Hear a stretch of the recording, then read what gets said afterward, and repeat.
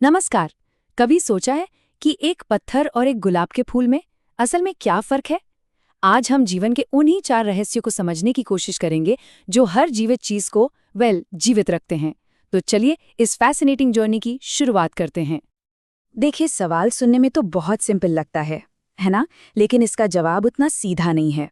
एक पत्थर वो तो बस है, सदियों तक वैसा का वैसा ही पड़ा रह सकता है। पर एक गुलाब वो खिलता है, बढ़ता है और फिर मुरझा भी जाता है। तो आखिर इस जीवित होने का मतलब क्या है? यही सवाल आज की हमारी पूरी बातचीत का सेंटर पॉइंट है। इन्हीं जरूरी गतिविधियों को हम कहते हैं लाइफ प्रोसेसेस। ये वो बेसिक एक्टिविटीज हैं जो जिंदा रहने के लिए नॉन निगोशिएबल हैं, कोई चॉइस नहीं है। इनको जीवन के 4 मजबूत पिलर्स की तरह इमेजिन कीजिए। अगर इनमें से एक भी पिलर हिला तो समझ लीजिए जीवन की पूरी इमारत ढह सकती है। तो सबसे पहला पिलर है न्यूट्रिशन, यानी पोषण। बहुत सिंपल सी बात है। जैसे एक गाड़ी को चलने के लिए पेट्रोल चाहिए, ठीक वैसे ही हर लिविंग ऑर्गेनिज्म को अपनी बॉडी चलाने के लिए एनर्जी यानी फ्यूल चाहिए। पर सवाल यह है कि ये फ्यूल आता कहाँ से है? चलिए पता लगाते हैं। अब देखिए, फ्यूल हासिल करने के 2 मेन तरीके हैं। एक तरफ है ऑटोट्रोफ्स, यानी सेल्फ फीडर्स। ये अपना खाना खुद बनाते हैं, जैसे पौधे। ये सूरज की रोशनी, पानी और हवा से ही अपना खाना तैयार कर लेते हैं, पूरी तरह से सेल्फ डिपेंडेंट।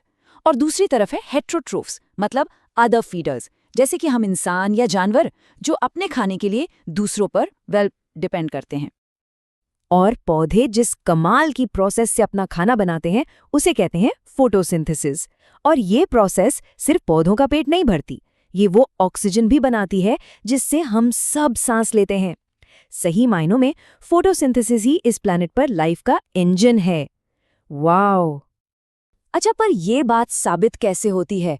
एक बहुत ही सिंपल सा टेस्ट है, वैरीगेटेड लीफ टेस्ट। जब एक ऐसी चित्तीदार पत्ती पर आयोडीन सॉल्यूशन डाला जाता है तो सिर्फ हरे हिस्से ही ब्लू ब्लैक रंग के होते हैं। क्यों? क्योंकि सिर्फ उन्हीं हरे हिस्सों में क्लोरोफिल होता है, जो पौधे की फूड फैक्ट्री है। यही वो मैजिक इंग्रेडिएंट है जो सूरज की रोशनी को खाने में बदलता है। वहीं दूसरी तरफ हम जैसे हेट्रोट्रॉफ्स के लिए ये प्रोसेस थोड़ी ज्यादा कॉम्प्लेक्स है। इसे कहते हैं होलोजोइक न्यूट्रिशन। इसमें बेसिकली 5 स्टेप्स होते हैं। पहला, इंजेशन, मतलब खाना मुंह में डालना। फिर डाइजेशन, यानी उसे छोटे छोटे टुकड़ों में तोड़ना। तीसरा, एब्जॉर्प्शन, जब न्यूट्रिएंट्स खून में जाते हैं। चौथा, एसिमिलेशन, जब बॉडी उन न्यूट्रिएंट्स को यूज करती है। और आखिर में ईजेशन, यानी जो कुछ पचा नहीं उसे बॉडी से बाहर निकालना। ठीक है, तो बॉडी को फ्यूल तो मिल गया, न्यूट्रिशन का काम पूरा। लेकिन उस फ्यूल के अंदर जो एनर्जी छिपी है उसका ताला कैसे खुलेगा? और यहीं पर आता है हमारा दूसरा पिलर, रेस्पिरेशन।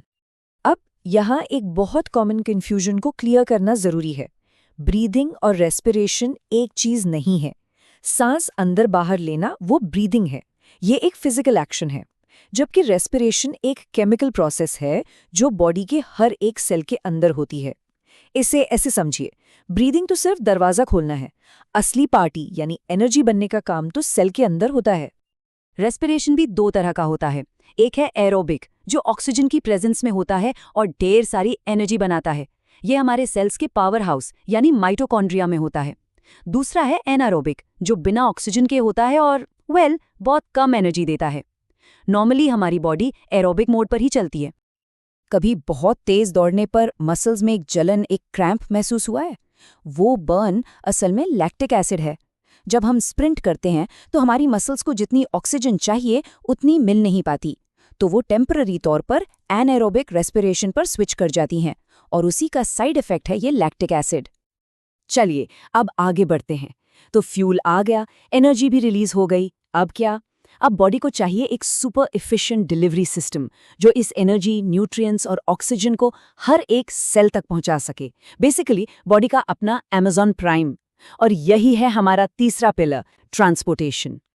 इंसानों में इस सिस्टम को कहते हैं ह्यूमन सर्कुलेटरी सिस्टम, और इसे समझना बहुत आसान है। सोचिए, एक पावरफुल पंप है, हमारा दिल। उससे जुड़े हुए पाइप्स का एक कॉम्प्लेक्स नेटवर्क है, हमारी ब्लड वेसल्स। और इन पाइप्स में बहने वाला एक मैजिक लिक्विड है, हमारा ब्लड, जो सब कुछ डिलीवर करता है। कभी अपनी कलाई पर पल्स फील की है? वो जो धक धक महसूस होती है, वो असल में दिल का पंपिंग एक्शन है।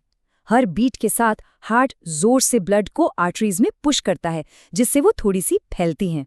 और बस वही एक्सपेंशन हमें पल्स के तौर पर महसूस होता है। अमेजिंग है ना?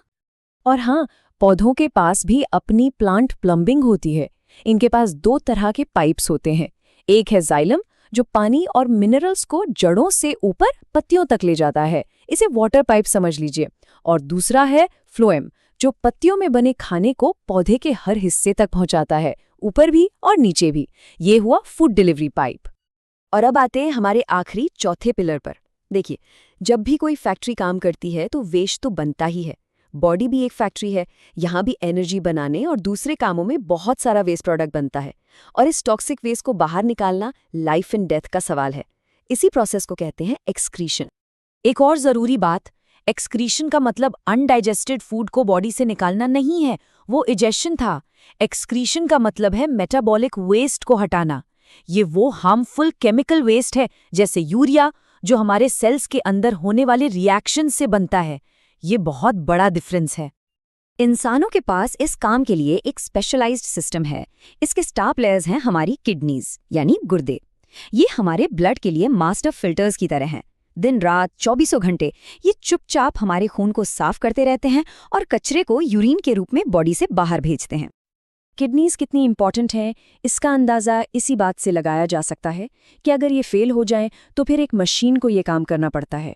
डायलिसिस, ये एक आर्टिफिशियल फिल्टर है जो खून से टॉक्सिक वेस्ट को हटाता है ताकि इंसान जिंदा रह सके। पौधे इस मामले में भी बहुत स्मार्ट है। उनके पास एक्सक्रीशन के बड़े सिंपल और ब्रिलियंट तरीके हैं। गैशियस वेस्ट को वो अपनी पत्तियों में बने छोटे छोटे पोर्स यानी स्टोमेटा से बाहर निकाल देते हैं और बाकी सॉलिड वेस्ट को अपनी पुरानी पत्तियों में स्टोर करके बस पत्ती ही गिरा देते हैं। Problem solved. कितना एफिशिएंट तरीका है ना? तो ये हैं लाइफ के 4 पिलर्स: न्यूट्रिशन, रेस्पिरेशन, ट्रांसपोर्टेशन और एक्सक्रीशन। और सबसे ज़रूरी बात जो समझने वाली है वो ये है कि ये चारों अकेले काम नहीं करते, ये एक परफेक्ट टीम की तरह हैं। सोचिए, खाने से मिली एनर्जी को ट्रांसपोर्ट करना है और इस प्रोसेस में बने वेस्ट को एक्सक्रीट करना है। सब कुछ एक दूसरे से कंप्लीटली इंटरकनेक्टेड है।